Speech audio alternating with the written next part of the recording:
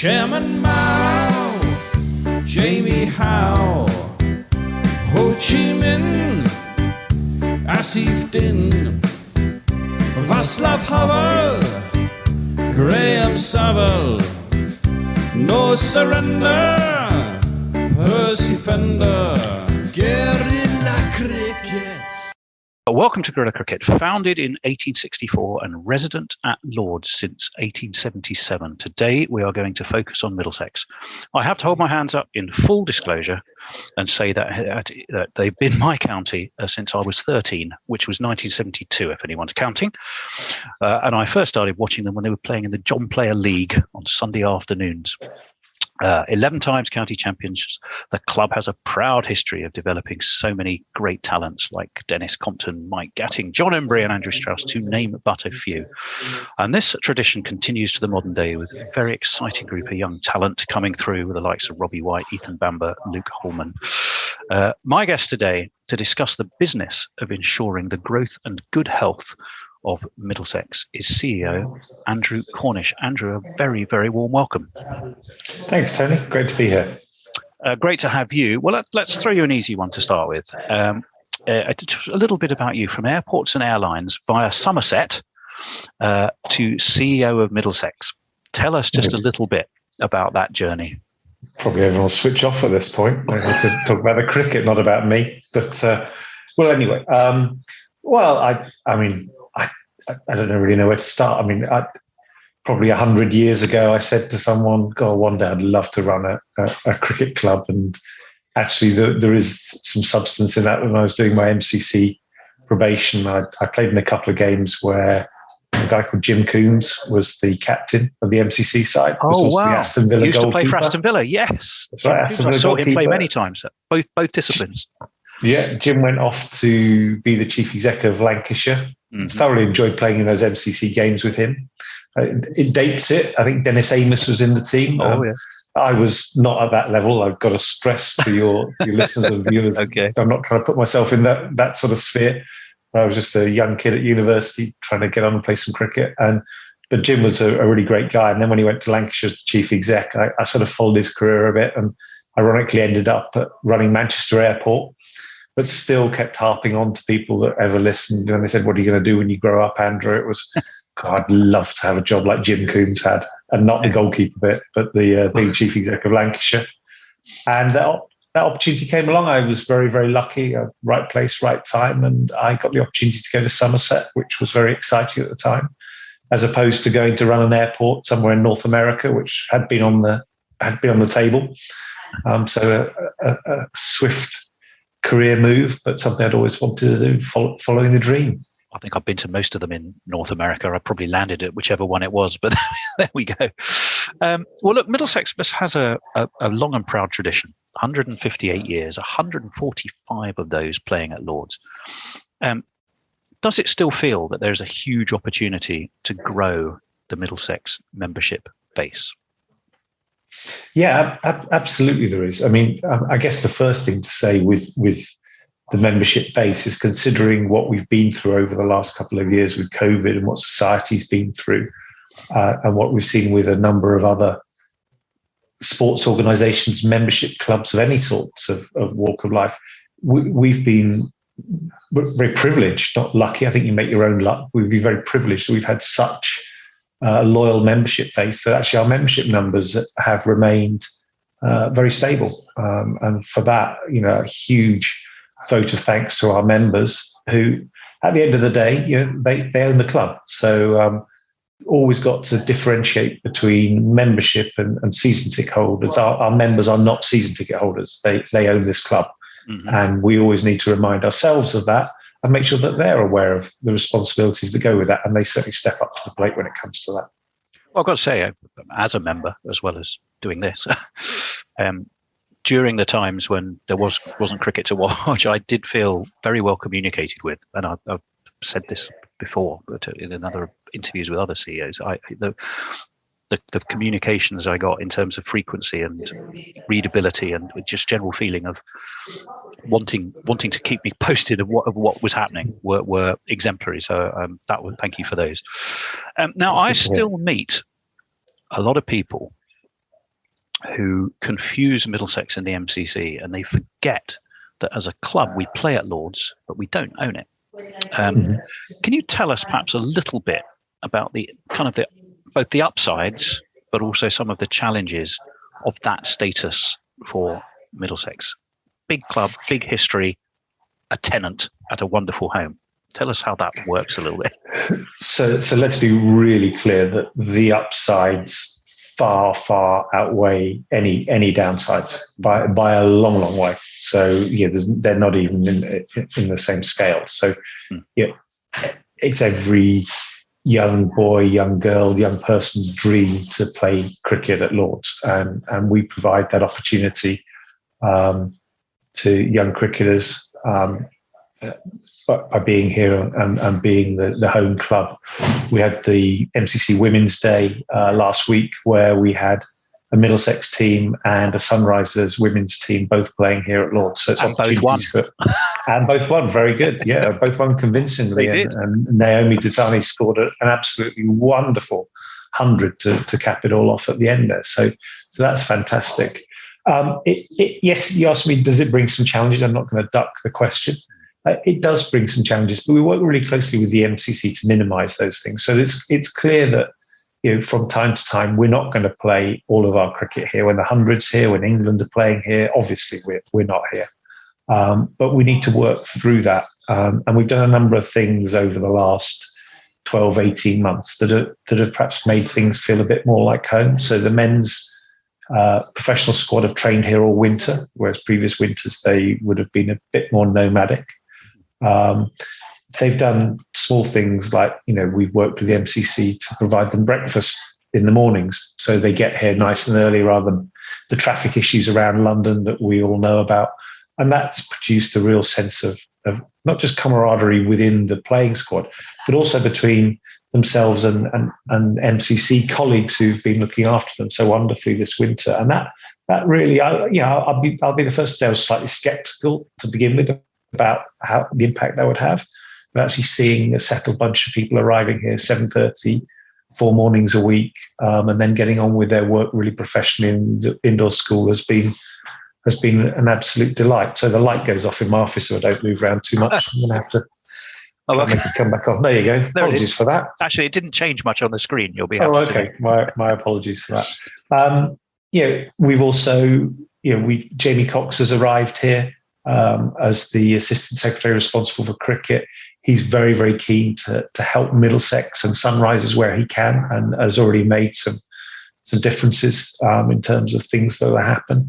There have been some alterations in the dressing room where we've got the Middlesex logo up there now. These are little things. They sound like small things, but they're actually very, very important things that happen. So I don't think we've ever been in a better place in terms of our relationship with the MCC.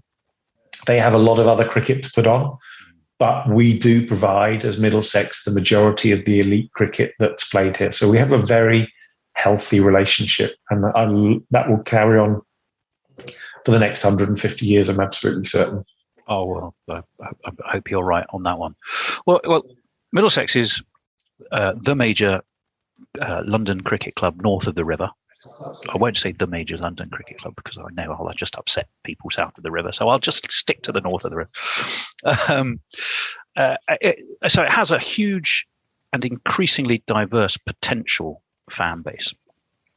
Tell us a little bit about how you balance the needs of current fans, but also stay relevant in sort of the shifting cricket landscape when it comes to both diversifying and increasing the volume of bringing in supporters to both the game in general and Middlesex in particular. Well, yeah, it's interesting when the first point you made there about north and south of the river. Actually, do you know what? I think as Surrey and Middlesex, the clubs at the centre of London, we've actually got a joint responsibility to attract new audiences in to follow cricket. And if half of them follow Middlesex and half of them follow Surrey, and we bring a load of new people in, well, that's great for cricket. So first of all, there's that we would work together. So one of the things we just signed up to and participating in is a program called the ACE program. Put together by Ebony Rayford Brent. It was initially a Surrey program kicked off there, and encouraging young black people that haven't been particularly engaged with cricket potentially to get involved in cricket. Now, Emily and I have reached an agreement where Middlesex are participating in that. It'll be the Middlesex ACE program. And in my view on that, in terms of integrating and building those things, quite a frank conversation I had with Ebony was that I hope in 3, 4, 5 years' time, ACE actually works itself out of being needed, and that these programs are fully integrated into the pathways for bringing young people from whatever background into our wonderful sport.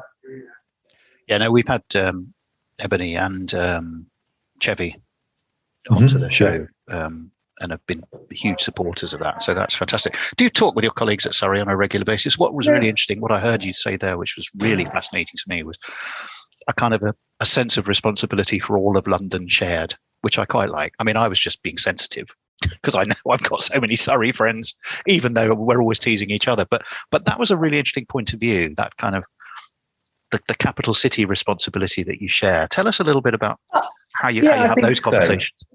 Well, I mean, it's pretty hard to expect someone to take a look at the geography of London and work out whether they should be a fanatical Middlesex follower, supporter, or Surrey supporter. Now, I know some of our more senior viewers and listeners will have established over years where they're from and all this. But if you're a young person just picking up a bat and a ball and playing in a park, you're already talking about Middlesex that technically is a county that doesn't exist. Yes, so there's your first challenge. So why not get on and play cricket in whatever format that is, be it street cricket, into pathways, age group pathways, just recreational cricket, the lifeblood of our game.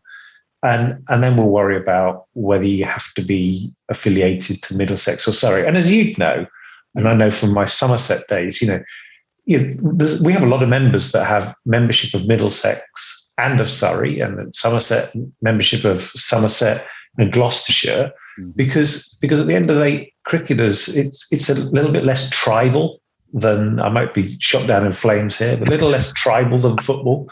And people want to see really good cricket. They'd like to see their team win. They want to see their team win, but they also appreciate seeing an opposition play well as well. And it's about quality of cricket, not just about the result. The result is very important. Don't get me wrong, very, very important.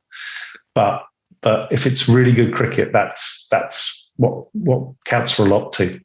Well, I mean, I live in Surrey these days, but you know what they say: you can take the boy out of Middlesex, but you can't take Middlesex out of the boy, and that's kind of where I am. But again, there's a real consistent kind of theme to what you're saying there, which is the responsibility to the broader game that a county has, and therefore the leaders of those counties.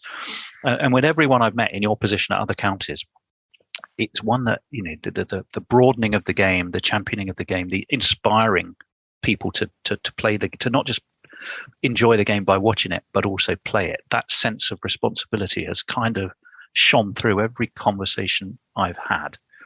Tell us a little bit about that sort of that personal motivation for you.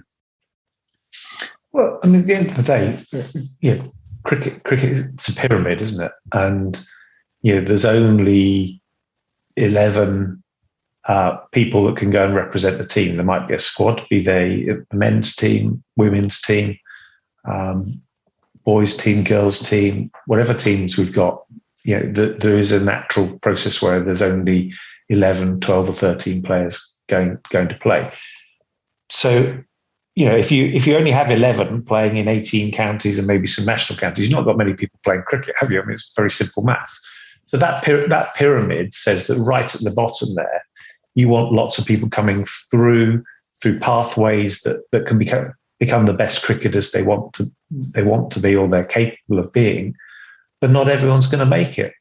I know from, I'm not going to say bitter experience, because it wasn't a bitter experience. I had a wonderful experience of having some trials and playing some minor counties cricket, but I was nowhere near ever good enough. But what was really, really important was I didn't fall out of love with cricket. because I was looked after well enough to have it explained to me, you're just not good enough, Andrew, but told very politely. And I knew I wasn't good enough, but I could still carry on enjoying playing cricket. And that's something that we really got to nurture in people, is that it is quite a brutal sport. And failure comes more often than success in cricket, on the pitch in particular. And less people make it into professional ranks than playing in the recreational and amateur ranks of the game. So we've got to make it accessible to all. Well, you can misplace a pass in football and have a good game. You can miss one ball in cricket and that's your day done. So it does expose, it is very sort of, it's a team game played by individuals, and it's in some senses more gladiatorial than almost any other sport except probably boxing. Which is what makes it so challenges. Yeah. And you see that produces challenges. You ask the guys and girls to cooperate and work as a team and as a unit, and they do incredibly well. When you consider that if you're looking across the dressing room, you're trying to encourage a youngster and help develop a youngster as a more senior person, but actually that youngster's after your spot in the team, and that's the beginning, middle, and end of it. And that's a fine balance for the coaches and the players to work their way through. Well, let's sort of move on a bit, and we can come back to that theme, really, I think, about actions in the community, because I've got some other questions on that. But if you look at 2020 and 2021, they were absolutely exceptional years, not in a good way, in some cases, for businesses everywhere, and very much including sport, of course. Do you feel now Middlesex are able to move to a longer term focus? And if so, what are the absolute key building blocks that you've got in place to drive the club forward? Okay, so having said all the things I said before, our members want us to win. We need to win more matches, beginning, middle, and end of it. So we've got to be ambitious. So, our development of our younger players needs to be ambitious and needs to give them all the opportunities they have to be the best they can be, and then get them to take responsibility for their actions and their behaviour. So I think what we've done with the changing in the coaching setup and how we've gone about that is bringing on that group of really talented young players that have come all the way through the pathway, through the academy. And now I think we're starting to begin to see them fulfilling their potential. At the same time, we need to enhance that with some overseas signings. All counties have overseas signings. We need to make sure those overseas signings add to what we have, so they fit in culturally to the dressing room, but they really bring something that perhaps we don't have right now in our dressing room. And in Peter Hanscom, we have an exceptional captain, exceptional leader on the pitch. He'd be the first who was sat here now to say, he hasn't scored the number of runs that he'd like to score, but people with that sort of talent, that comes. But on the pitch, he's and off the pitch, he's a true leader and a wonderful guy to have around. And then, as you'll see, we brought in, Shaheen Shah Afridi.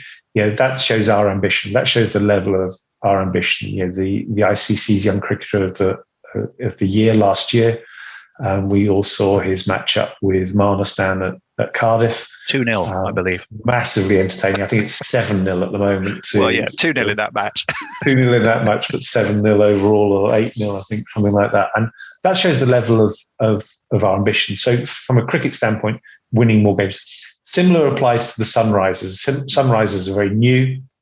There are 6 professional women in that group now. They're in the second year of being professional players, and they're finding their way in that area about dedicating their work life to cricket, and they need to win more games as well.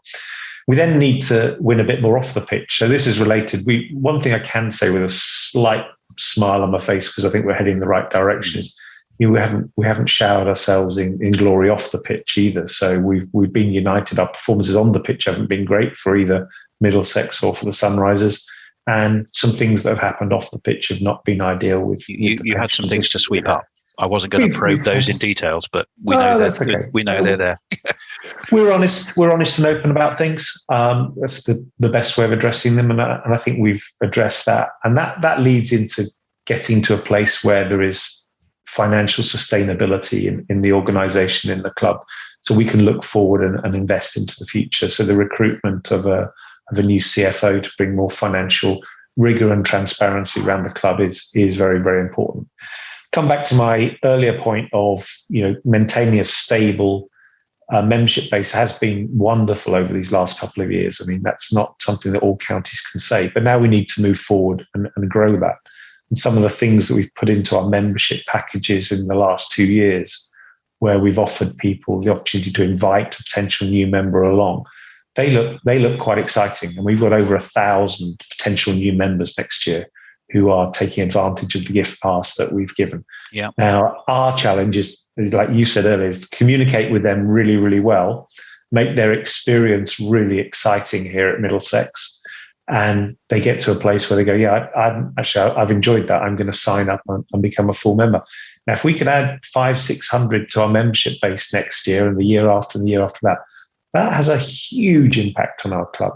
Financially, a huge impact, but also in terms of the level of support that we get. Because again, do not underestimate how much our players, our men's players and our Sunrisers value having supporters around. It's been really hard for them last year, having limited crowds. They really value support and really value being close and friendly with our members and getting generally very positive feedback, sometimes getting some stick as well. But that's part and parcel. That's what makes them tick. It's what makes them tick. So that's really important for us too. And then I guess the final thing that we really need to do is make sure those things that I alluded to earlier about the facilities and the infrastructure enables Lords to feel like home. We can't be here all the time.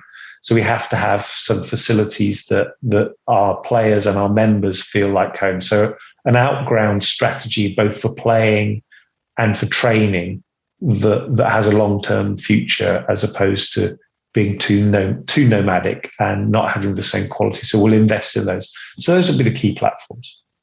Tell me a little bit, because there's a few things you've mentioned there. You talked about pathways and expanding. You mentioned the partnership with ACE and the sort of the owning of now of increasing the reach of that, which is fantastic. You have David Burton in, I think, as transition coach. Tell us a little bit about that role and kind of what success looks like for him, where he's trying to go with his role. Yes, so that's a very good question. I mean, we've known for a long time that what we have through the county, and this isn't unique to Middlesex, by the way. But moving through the county age group setup, this is particularly around men's and boys. It's less so with the women right now. I can touch on that in a minute if you like. Please do. But between 40 and 50% of our young boys and men coming through are from either primarily Southeast Asian heritage, and in some case African Caribbean heritage. When you look at our professional playing squad of 24 players, that number dwindles to less than 10%. So something's just wrong. And it doesn't take a genius to work out that just can't be right. Something's going wrong. The problem with it is it's very, very complex. If there was a silver bullet to solve all this, someone would have solved it a long time ago. And it's a source of frustration for the young players. It's a source of frustration for their parents, their guardians. It's a source of frustration for the coaches who invest time and energy and emotion for everyone. And then somehow it doesn't quite get over the line. So I spent some time when I joined, along with Ankit Shah, who co-chairs our Equality, Diversity and Inclusivity Committee, and Angus Fraser, who obviously has seen so much cricket in his life and played in some very diverse teams as well. And we met with some of the young men that have dropped out of professional cricket who are from a Southeast Asian heritage background, and asked them broadly, why, what went wrong, what did Middlesex potentially do? What did you do? And had really open, frank chats. Some of it was quite challenging, to be honest. Some of it was really quite challenging. But generally, it was all very, very constructive and very, very positive. And I think we pretty much all agreed, we will quietly try and make a difference here. But one of the standout things that came out, coming around to your point about Dave Burton, was they pretty much to a person said, we didn't really have anyone we could turn to. So we didn't have someone that we could just have that informal conversation with, if it's something that was maybe said to them they don't like, or they're worried about you getting selected for the team and how they integrate and fit in. Someone that I guess, and I think Dave summed it up when I met him for the first time. He said, so what you're looking for is a big brother for some of these lads. And I thought, yeah, that's probably a good way of describing it, because he's a big brother that is still an incredible cricketer and athlete. So he's still very capable of going out there, playing for the second team and going, I'm going to show you how to do this as well. So he's got huge credibility. He's not a guy that's going to be sat there in his tracksuit, or a suit even worse, giving advice. He's going to be out there having those informal conversations and getting close to the guys as a mentor, big brother type character. And to be really honest with you, Tony, we've left his brief quite loose because I don't know exactly what it is. What I know is we'll provide, and if I knew what it was, it'd probably be the wrong thing if I thought I knew what it was, because I'm 56 years old. There'll be a temptation to quantify it. Well, it'll be measured by the success. It'll be measured by how many of these young guys we managed to get to convert into the professional playing squad. There goes my light again. Yeah. Apologies for that. That's all right. So we want to give Dave enough freedom for him to work out with these young men and boys, the best way to. Of course, we'll keep an eye on him. We need to help him, and we need to give him the support and structure that he can make a difference. But yes, there's some conversations need to be had. What was another interesting area, I think, is the age range of fans. And I'm going to talk separately about the streaming in a minute, because I know that's helped massively. But one thing I do notice, a couple of things Middlesex has done. One was, you mentioned bringing a friend as a member. I think I was offered it as a choice. My loyalty reward was merchandise or bring a friend or something else, a discount. Mm-hmm. And I think I chose that. I'd much rather have the bring a friend option. When you look on the website, there is a lot of great options for younger people to come along and try out watching Middlesex as a recreation. It's very keenly priced. Do you sort of benchmark yourself against other counties when it comes to doing that? Because my observation is it's pretty good in terms of attracting younger people. Price-wise, because if you're very young, it's free. So well, exactly. Yes. Well, that's good.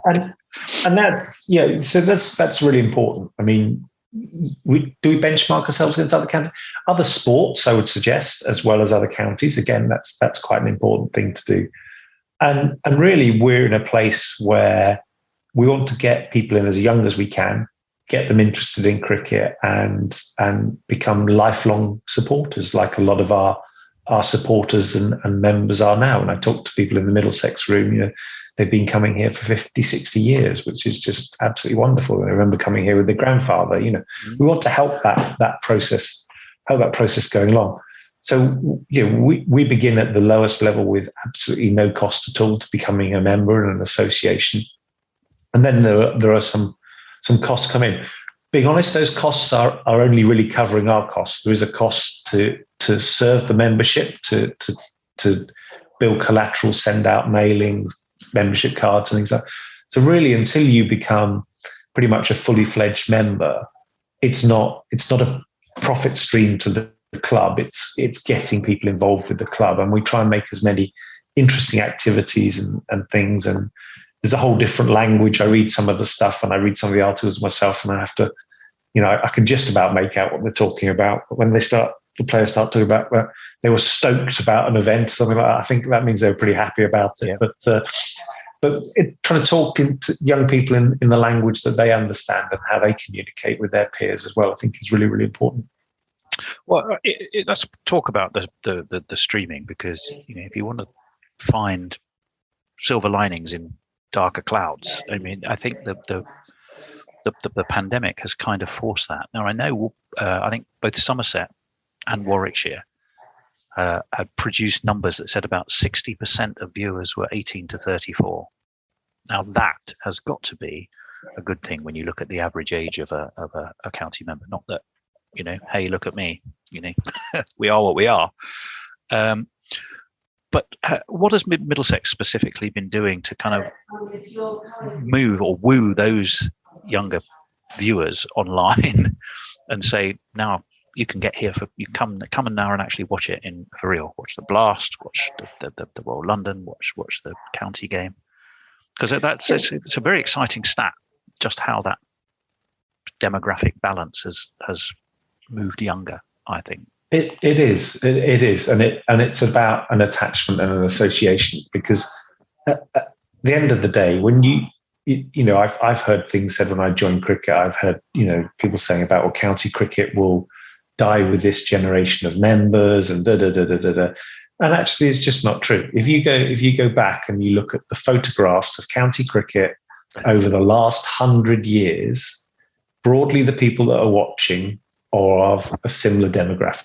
And it's as simple as, not in all cases, this is a slight generalization, but it bears out in terms of who attends. You get to a time in your life when you potentially have more time on your hands, so you're retired or semi-retired, and you have the privilege of being able to do what you want to do. Some people choose to go to the golf course and play a bit more golf. Some people choose to come and watch county cricket. The Blast is a different thing. That's in a lot of cases, that's a night out. And for some of our members, that's not something they want to be involved with. For a lot of our younger members, it's a different thing. But what we want people to do in that younger demographic, that 18 to 34, is to be able to see some county cricket still and go, okay, that's pretty good. Now, I haven't got the time to do it now because I've got a job to do, and I've perhaps got a young family, or I've got other things that I'm doing, but actually still be connected to it. So hopefully when those days come that they've got a free day here or a free day there, they can come and watch some cricket, or a few hours here or a few hours there, that's something that's interesting to them. And then when those lovely days come when you're into a retirement or semi-retirement thing, that becomes the thing that they're passionate about. I mean, it's as simple as that. If we don't do stuff to promote that, then we can't expect people to wake up on the day after their retirement and go, I've had no association with any county cricket whatsoever. I'll tell you what I'm going to do. I'm going to sign up for a county cricket club and go and watch county cricket. It isn't going to happen. Well, so get them involved now. You've said a few interesting things there. So let me just try and zoom in on a couple, if I may. The relationship between the Blast and the club, the bigger picture for the club. So we talked about younger fans. I mean, it was quite interesting because you kind of sounded like you were putting it in a box, and it is a night out. I quite enjoy it. I see loads of families there, and I think that's fantastic. But surely the Blast, bringing people in, that's going to be where a lot of younger fans will come, can fall in love with Middlesex, fall in love with Lords, or indeed wherever it's being played, and find a way to doing other things as well. I don't think we're saying, are we, that the Blast sits in a separate box? No, absolutely not. No, I was guessing, making that comment, I'm being respectful to plenty of members I speak to who say, I will never come and watch a Blast game. It's too noisy. It's too, it's too much going on. I don't like it. I think that's a bit sad. I'm sorry. Well, that's their choice, isn't it? And I think what a wonderful sport that we can provide different formats and appeal to different people. So I guess I was just acknowledging that. No, I agree. I think coming along, falling in love with Middlesex, watching the Blast, and then moving on and doing other things. I mean, the thing to remember with cricket, if you talk to a professional cricketer, and I'm sure there are some exceptions, but the professional cricketers I've spoken to, they will all measure their career at the end of their careers by their red ball stats. Yeah. A batsman will talk about, I averaged 45. they won't talk about how a strike rate of 139.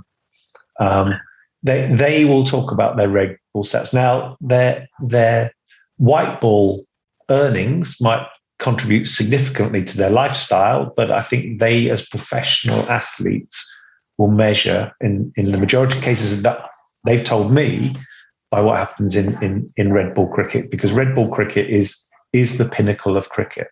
And the other bits of cricket are absolutely fantastic, an amazing sport. We can offer so much and so much variety to different audiences, and in some cases to all. I mean, before I was involved in cricket, I loved all forms of cricket. I was loving the Blast, I was loving county championship cricket, loving test match cricket, and that was when I was running an airport. I started with John Player. I remember sitting behind Mike Selvey when he was fielding. That'll date me. I used to see. I'm not making any comment about that in case he watches this. Well, exactly. Well, hopefully he does. Viv Richards, I saw Clive Lloyd. I saw. I mean, it was just not just the talent Middlesex were fielding, but some of the opposition were just, the most fantastic players. It was a brilliant way to spend a Sunday afternoon. I do want to touch a little bit on the 100. Is there evidence for Middlesex that we're seeing London spirit interest migrate towards Middlesex, or is it too early to tell? No, you tell me. So I don't know. I'm not sure I fully understand the question. Right.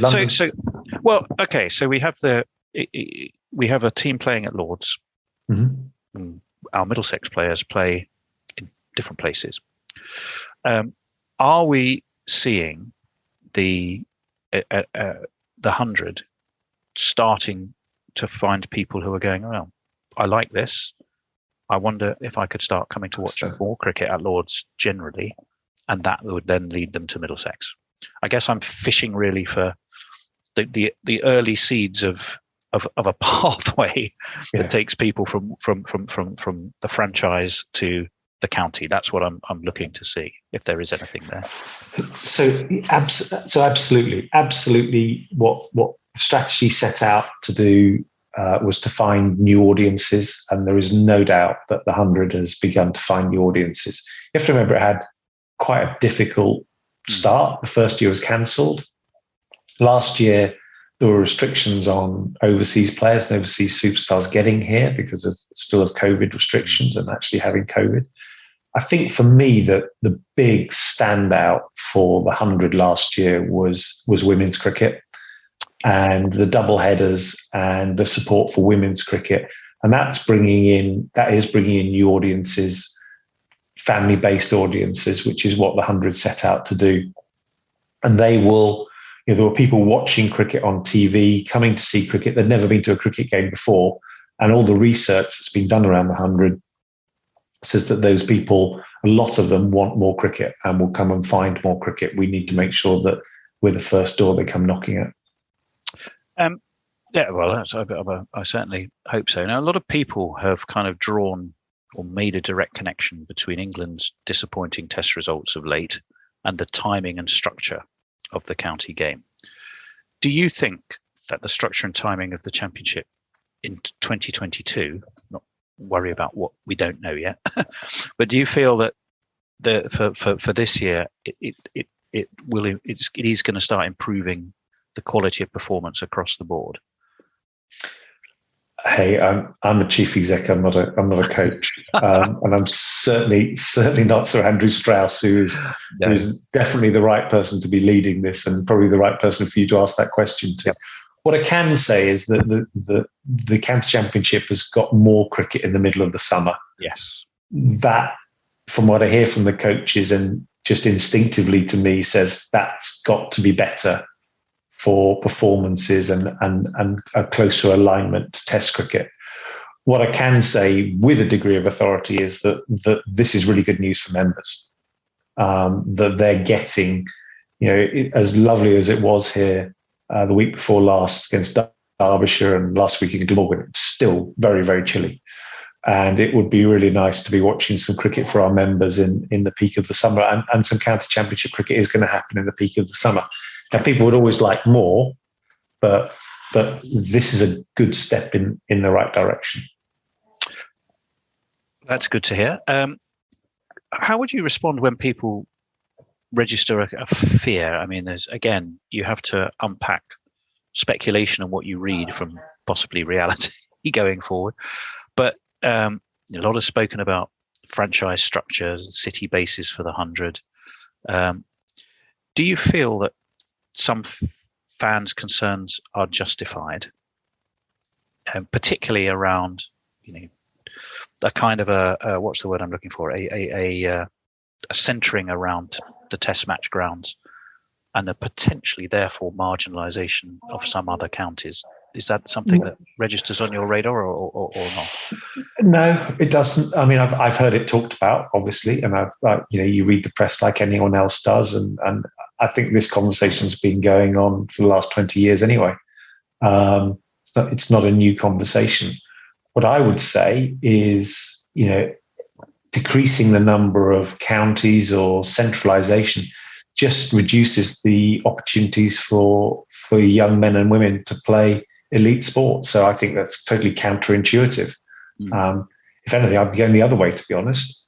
Now, it may not be possible to do it in the same way, but you can see in a sport like football, where they have semi-professional leagues, long way down the system, there are people that make a part of their living at least through playing football. Now, I know football's on a different scale to cricket, but I think we should be creating more opportunities for people to make a livelihood, even if it's not 100% of their livelihood, through professional cricket. So, I wouldn't be reducing those opportunities. I'd be looking to increase those opportunities in whatever way you do that.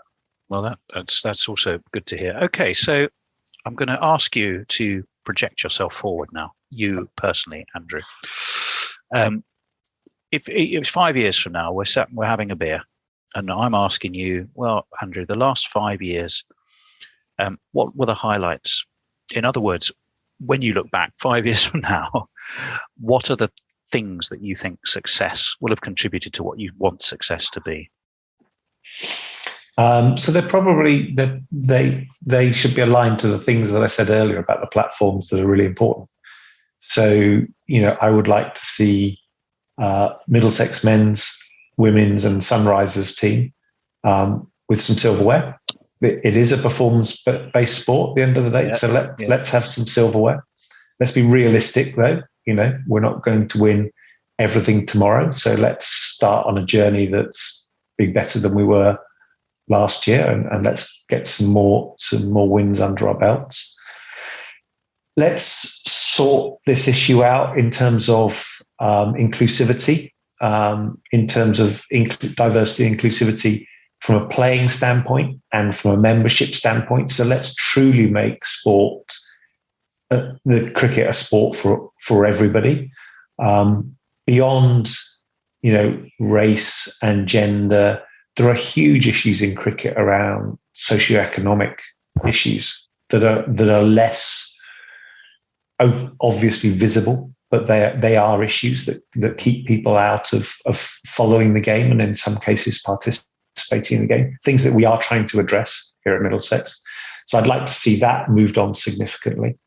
I'd like to see our membership, which is around 7,000 now, something like that. Wouldn't it be nice to see that at 12, 13,000 members? Sorry. Like that, I think. Well, we have to be 14 or 15, and we probably have to beat them. So as much as I said, we'd like to be very inclusive in a London approach, but we've still got to be better than them as well. But they set a good benchmark for us to go at. Let's put it that way. So that's something to aspire to for us there. Mm-hmm. I'd like us to be in a place where we're able to invest in the future. So the club was financially sustainable over a long period.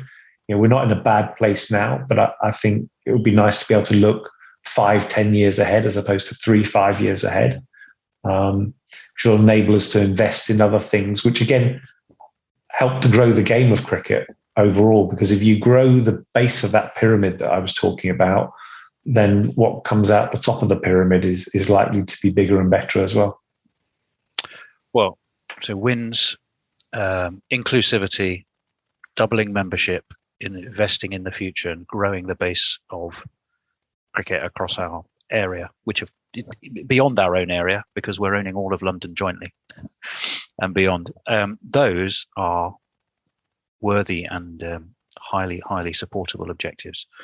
Andrew Cornish, thank you so much. It's been a real pleasure, and I hope our Middlesex followers and all cricket followers will enjoy listening to those points of view.